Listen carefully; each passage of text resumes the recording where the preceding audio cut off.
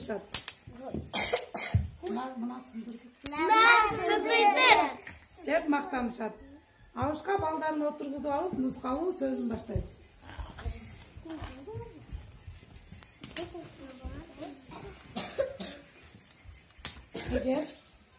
Эгер сөзүң сүйлө. Эгер ыркмачык болсо силерди кабылдагы сындырып коет. ал эми ооланган табагыдай бирдиктүү болсоңор силерди эч ким айта албайт. менин айтарым ушул. ошондон бери балдары акылга келип ынтымактуу турмуш өткөрүшүптүр. Кичүүлөрү улууларын угуп, бири-бирине жардамдашып оокат кылышат. Ынтыма абайлден табай бага ачылат. Ынтыма жолдон тапканы бай чачылат. Азамат